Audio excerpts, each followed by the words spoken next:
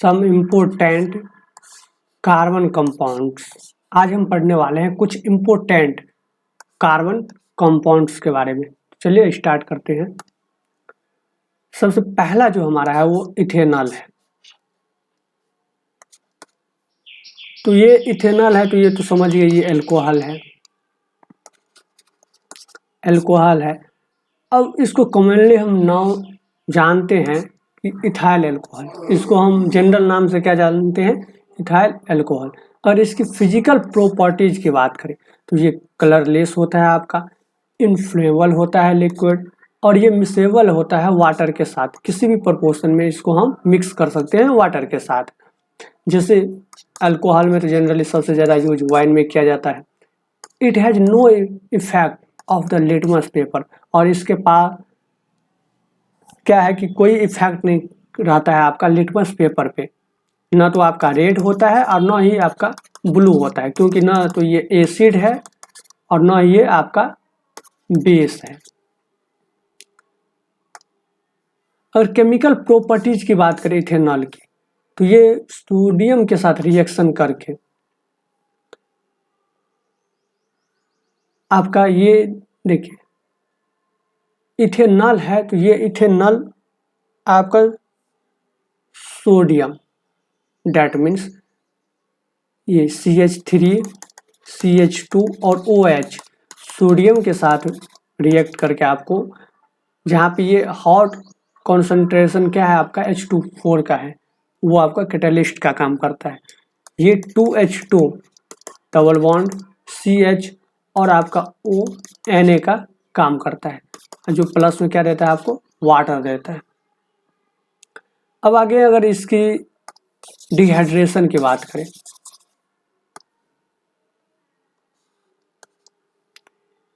Reaction with concentrated H2SO4, तो hot concentration है H2SO4 का, इसको बोलते हैं डिहाइड्रेशन रिएक्शन। देखिए हाइड्रेशन का मतलब होता है, जहाँ भी हाइड्रा वर्ड लगा रहता है तो इसका मतलब होता है वाटर।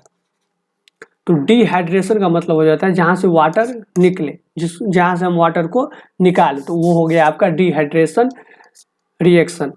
तो जब हम CH3 CH2 OH इथेनॉल को हॉट कॉन्सेंट्रेशन H2SO4 से प्रेजेंस में रिएक्शन कराते हैं, तो ये आपका क्या हो जाता है,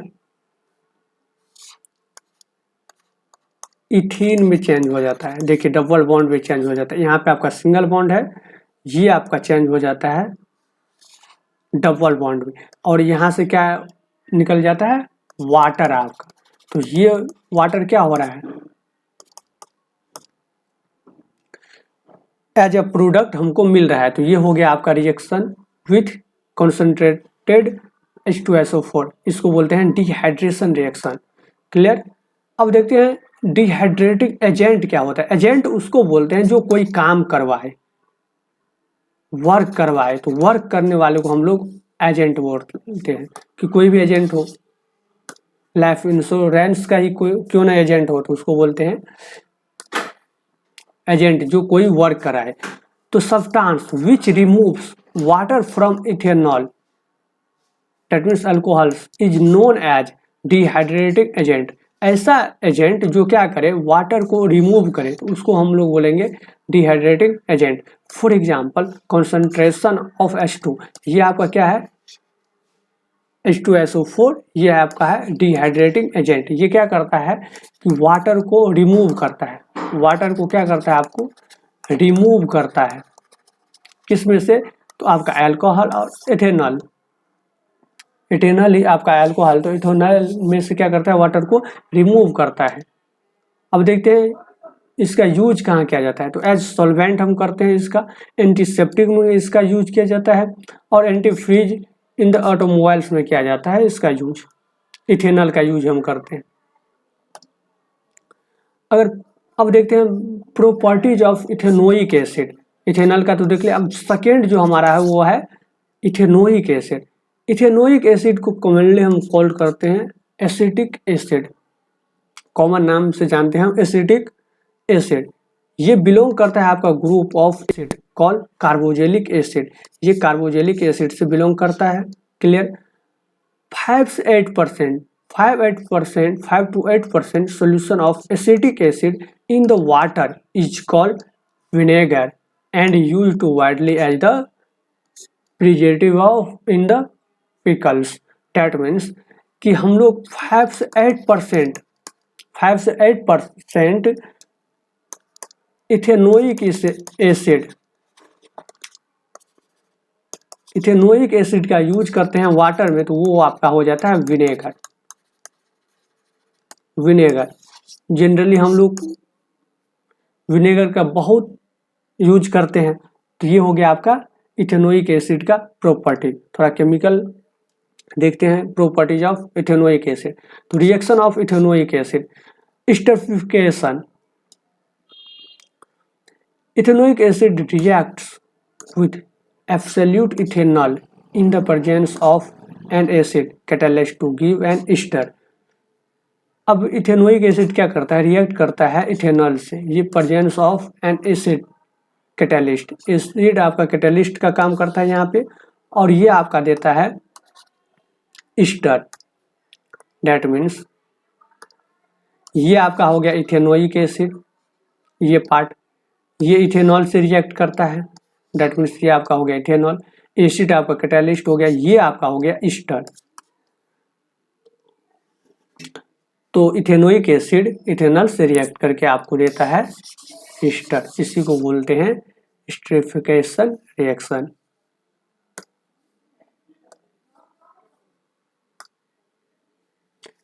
अब देखते हैं reaction with base. Ethanoic acid base से क्या करता है, आपका रिएक्ट करता है। तो ethanoic acid react with base such as sodium hydroxide to gives a salt sodium ethanoate, और इसको सोडियम एसिटेट हम कॉमन लैंग्वेज में कहते हैं, जैसे और वाटर देता है प्लस में। देखिए NOH आपका हो गया बेस, और ये हो गया आपका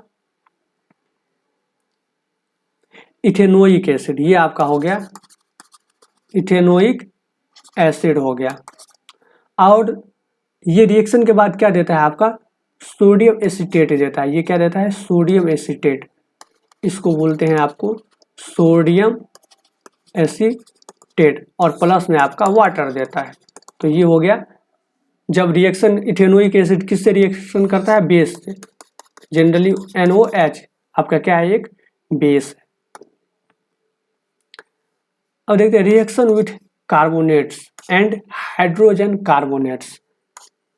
ये देखिए हाइड्रोजन, ये हो गया कार्बोनेट्स, ये हो गया हाइड्रोजन कार्बोनेट्स, जिसको हम लोग सोडियम बाइकार्बोनेट्स बोलते हैं। तो इथेनोइक इस दोनों से रिएक्ट करके का देखिए यहाँ भी आपको और यहाँ भी वाटर देता है और CO2 देता है। क्लियर है। सोडियम एसिटेट आपका पीछे भी दे रहा था रिएक्शन एज अ प्रोडक्ट, और यहाँ भी दे रहा है, किससे, तो कार्बोनेट से और हाइड्रोजन कार्बोनेट से रिएक्ट करके। तो बोल सकते हैं कि इथेनोइक एसिड सोडियम बाइकार्बोनेट्स और सोडियम कार्बोनेट से रिएक्ट करके क्या देता है, सोडियम एसिटेट देता है, वाटर देता है, और आपका कार्बन डाइऑक्साइड देता है। CH3COOH आपका इथेनोइक एसिड हो गया, NaCO3 सोडियम बाइकार्बोनेट हो गया। ये रिएक्ट करके सोडियम एसिटेट देता है, प्लस में वाटर देता है, प्लस में कार्बन डाइऑक्साइड देता है एज अ प्रोडक्ट। अब देखते हैं सोप के बारे में। ये होता है क्या, सोडियम और potassium salt of long chain fatty acid is called soap. ये एक कार्बन का बहुत लॉन्ग चेन होता है। जैसे जनरल फॉर्मूला की बात करें तो C ये आपका Na होता है, लेकिन यहाँ पे R क्या हो जाएगा, आप रिप्लेस हो जाएगा रेस्ट पार्ट ऑफ इक्वेशन के बेसिस में। तो कार्बन 17 होता है और आपका हाइड्रोजन यहाँ पे 35 होता है। उसके बाद आपका CO प्लस होता है। तो ये हो गया किसका, सोप का फॉर्मूला।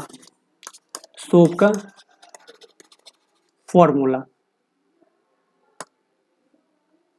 डिटर्जेंट क्या होता है, तो ये होता है अमोनियम एंड सल्फेट साल्ट ये लॉन्ग चेन होता है किसका, अमोनियम और सल्फेट साल्ट का। Fatty acid are called detergent. इसका जो जैसे एग्जाम्पल CH3 हो गया, CH2 कुल 11 और C6H4 SNO3Na। तो ये हो गया आपका डिटर्जेंट का फॉर्मूला।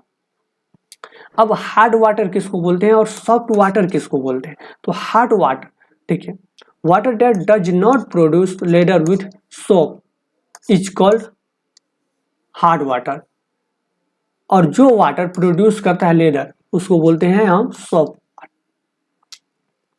सोप के साथ क्या करें, leather they, that means leather का मतलब ये हो गया झाग जिसको बोलते हैं सिंपल लैंग्वेज में। तो जो वाटर क्या करे, सोप के साथ झाग दे, डेट मीन्स लेदर दे, उसको बोलते हैं हम लोग सॉफ्ट वाटर। और जो झाग न दे, लेदर न दे, उसको बोलते हैं हम लोग हार्ड वाटर। अब ये हार्ड वाटर होता क्यों है, तो हार्डनेस होता क्यों है वाटर में? Hardness of water is due to the presence of bicarbonates, chlorides, sodium salt और कैल्शियम मैग्नीशियम के कारण क्या होता है, वाटर हार्ड हो जाता है। तो हार्ड वाटर से हम क्या नहीं कर सकते हैं, क्लोथ्स क्लीन नहीं कर सकते हैं। तो ये हो गया आपका बाइकार्बोनेट्स रहता है हार्ड वाटर में, क्लोराइड्स रहता है, सल्फेट साल्ट रहता है, आपका कैल्शियम रहता है, और मैग्नीशियम की प्रेजेंस के कारण क्या होता है, वाटर आपका हार्ड होता है। एडवांटेज ऑफ डिटर्जेंट, देखिए, अब सोप से ज़्यादा अच्छा कौन है, आपका डिटर्जेंट है। क्यों है, क्योंकि सोप का यूज ना हम हार्ड वाटर में नहीं कर सकते। Soap can not be use in hard water, लेकिन हम हार्ड वाटर में डिटर्जेंट का यूज कर सकते हैं। क्यों नहीं, देखिए, सोप हार्ड वाटर में क्या करता है, रिएक्ट करके प्रिसिपेट, जिसको हम लोग एस्कम बोलते हैं, उसका फॉर्मेशन कर लेता है। प्रिसिपेट ये हो गया कि वाटर में जो न सोलेबल हो, तो वाटर में न सोलेबल होने वाले को, इनसोलेबल होने वाले को बोलते हैं प्रिसिपेट, जिसका जनरल नाम जानते हैं एस्कम। तो ये हो गया आपका सोप, ये कैल्शियम क्लोराइड से रिएक्ट करके ये आपका एस्कम का फॉर्मेशन करता है। इसीलिए क्या होता है कि आपका हार्ड वाटर में सोप का यूज नहीं करना चाहिए। Thus in the hard water soap does not give the ladder while detergent does। और डिटर्जेंट क्या करता है, ये आपको देता है। अब ये क्लीनिंग कैसे करता है सोप और डिटर्जेंट, देखिए, both soap and detergent contains two parts. दो पार्ट्स होता है हमारे सोप और डिटर्जेंट में। A long hydrocarbon part which is hydrophobic. Hydrophobic का मतलब ये हो गया जिसको वाटर से डर लगता है, वाटर से हेट करता हो, उसको बोलते हैं हाइड्रोफोबिक। डेट मीन्स हाइड्रो का मतलब हो गया आपका वाटर, हाइड्रो का मतलब हो गया आपका वाटर, और फोबिक का मतलब होता है किसी भी चीज से डर लगना, फियर जिसको बोल सकते हैं, डर लगना। तो हाइड्रोफोबिक है। तो हमारे सोप और डिटर्जेंट में क्या होता है, दो पार्ट होता है, एक तो हाइड्रोफोबिक होता है और एक हाइड्रोफिलिक होता है। दैट मीन्स एक वाटर से आपको लव करने वाला होता है और एक हेट करने वाला होता है। तो दो पार्ट होता है, एक हाइड्रोफोबिक और एक होता है हाइड्रोफिलिक। दैट मीन्स जो वाटर जिसको अट्रैक्ट करता है, तो इसको बोल सकते हैं ये वाटर से क्या करता है, लव, और एक पार्ट वाटर से क्या करता है, हेट करता है। तो दो पार्ट हो गया। अब हाइड्रोकार्बन वाला जो पार्ट है वो क्या होता है, soap molecules links itself to the oily dirt particles. जो वाटर से आपको हाइड्रोफोबिक होता है वो पार्ट क्या होता है कि डर्ट से आपका लिंक हो जाता है, और आयनिक इंड ओरिएंट्स इटसेल्फ टुवर्ड वाटर, और आयनिक क्या होता है कि टुवर्ड वाटर की तरफ अट्रैक्ट होता है, form the spherical structure called the micelles. The soft micelles help in dissolving the dirt in the water and wash our clothes. For example, जैसे देखिए, ये आपका डर्ट पार्टिकल्स हो गया, ये इसमें एक कार्बन का क्या होगा कि आपका लॉन्ग चेन होगा, और एक आपका देखिए यहाँ पे आयंस है सोडियम, जो वाटर से क्या करता है, लव करता है, और ये C17H35 वो क्या करता है आपका, तो वाटर से हेट करता है। तो ये आपका ना यहाँ पे क्या हो जाएगा, ये चिपक जाएगा, डैट मीन्स लिंक हो जाएगा ये ये लिंक हो जाएगा डर्ट पार्टिकल्स पे। जैसे ही हम थोड़ा प्रेशर देते हैं, इसको थोड़ा प्रेशर देते हैं, तो ये सोडियम क्या करता है, आपको डर्ट पार्टिकल्स को अपनी तरफ अट्रैक्ट कर लेता है और वाटर में सोल्यूबल बना देता है।